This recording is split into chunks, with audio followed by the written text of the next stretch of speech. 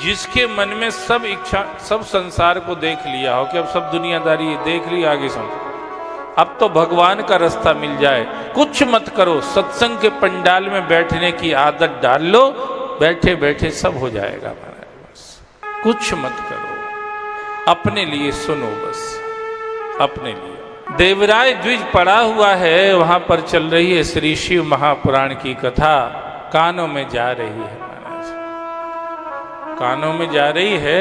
तो ऐसा नहीं कि पुण्य हाथों से ही कमाया जाता है, ये शरीर में जितनी इंद्रियां हैं ना, इनमें से किसी भी इंद्री के द्वारा हम पुण्य कमा सकते हैं महाराज। कभी किसी के हाथ काम न करें तो क्या वो पुण्यात्मा नहीं हो सकता है?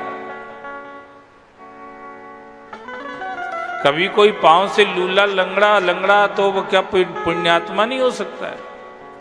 कोई आंखों से अंधा आदमी क्या पुण्यात्मा नहीं हो सकता है? जिसकी घ्राण इंद्रिय समाप्त हो गई हो, स्पर्श त्वचा का स्पर्श जिसको कुछ ना होता हो, क्या वो आदमी पुण्यात्मा नहीं हो सकता है? पुण्य सभी इंद्रियों से कमाया जा सकता है। देवराज द्विज ने कानों से कथा सुनकर के पुण्य कमाया है हमारा।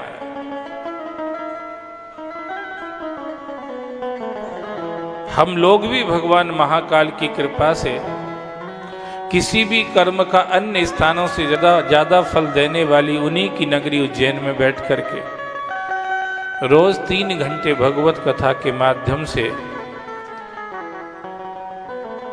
मुंह और कान के माध्यम से हम लोग भी पुण्य कमाते हैं। कुछ गा लेते हैं, इससे पुण्य बन जाता है, कुछ सुन लेते हैं, उससे पुण्य बन जाता है। मुंह से पुण्य कमा रहे हैं गा करके, कान से पुण्य कमा रहे हैं सुन करके महाराज। तो देवराज द्विज ने श्री शिव महापुराण को सुना था। महीने भर के बाद कथा का विश्राम हुआ, तो उसी समय इसका शरीर भी शांत हो गया। जो है ईश्वर की व्यवस्था, उसके अनुसार यमदूत देवराज द्विज को शरीर में से खींच करके मन और बुद्धि सहित लेकर के यमलोक में चले गए।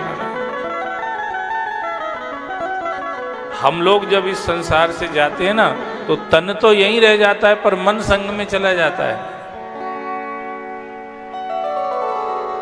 कई मट्ठर दिमाग के लोग कहते हैं कि जब शरीर ही यहीं रह गया तो नरक स्वर्ग में कौन जाएगा। वे शरीर को ही सब कुछ समझते हैं, बस उनको शरीर के अलावा भी शरीर में कुछ है इस बात का कुछ पता ही नहीं रहता, क्योंकि उन्होंने भजिए के अलावा भजन नाम का कोई काम ही कभी जिंदगी में नहीं किया था। इसलिए शरीर ही सर्व कुछ है, शरीर यहाँ मर गया तो अब आगे कुछ नहीं है आने जाने वाला। वो मूढ़ बुद्धि लोग, वो जड़ बुद्धि लोग ऐसा सोचते हैं, पर शास्त्र जो स्वयं भगवत प्रदत्त हैं, भगवान का प्रसाद हैं, ऋषि मुनियों ने जिनको श्रुति और स्मृति की क्रिया से प्राप्त किया, वो शास्त्र कहते नहीं भैया, इस शरीर के अंदर कई शरीर हैं महाराज। तन के अंदर मन भी है, बुद्धि भी है, चित्त भी है, अहंकार भी है, तमोगुण भी है, रजोगुण भी है, सतोगुण भी है। कई शरीर हैं, स्थूल शरीर, सूक्ष्म शरीर, कारण शरीर, अन्नमय कोश, मनोमय को, प्राणमय कोश, मनोमय कोश, आनंदमय कोश, कितने सारे शरीर हैं इसके अंदर माना है, बहुत सारे शरीर। इतने सारे शरीर इसके अंदर है माना।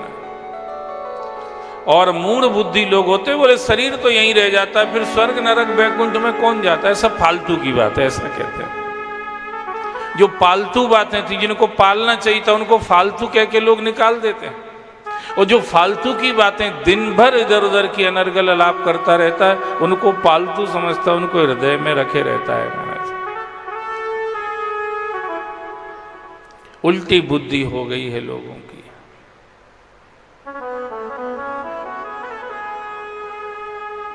अच्छा ये बताओ, अगर तुम स्थूल शरीर ही होते तो सपने में तुम किधर किधर क्या क्या देखते रहते हो? ये सब कैसे होता है महाराज?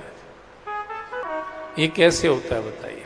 सपने आते हैं ना, तो ये स्थूल शरीर को तो कोई सपने आते नहीं।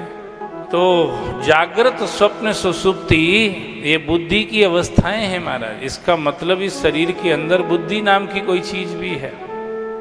और जहां बुद्धि की ये तीन अवस्थाएं भी समाप्त हो जाती हैं, उसके बाद भी एक अवस्था होती है जिसको तुरीय अवस्था कहते हैं। इसका मतलब बुद्धि से परे की भी कोई चीज है जिसको जीवात्मा कहते हैं। और उससे आगे कहते हैं तुरीय अवस्था के आगे भी एक अवस्था जिसका नाम है तुरीयातीत अवस्था महाराज। इसका मतलब है जीव की स्थिति से आगे भी कोई और स्थिति है महाराज, जिसको हम लोग ब्रह्म कहते हैं। क्या कहते हैं? तुरीयातीत अवस्था, ब्रह्म की अवस्था, आत्म साक्षात्कार, ब्रह्मनिष्ठा, ब्रह्म स्पर्श, ब्रह्म संबंध, एक ऐसी अवस्था भी होती। इसका मतलब ये है, ये शरीर का संसार बहुत बड़ा है, छोटा नहीं है।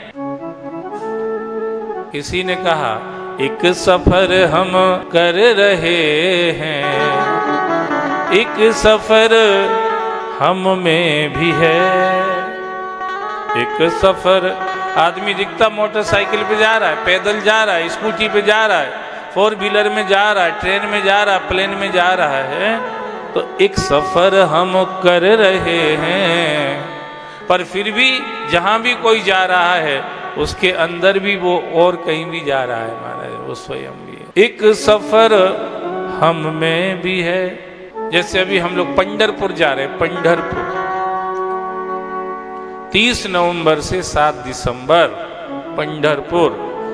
उस ट्रेन का नाम क्या है? हम सफर, हम सफर एक्सप्रेस 20/9/16।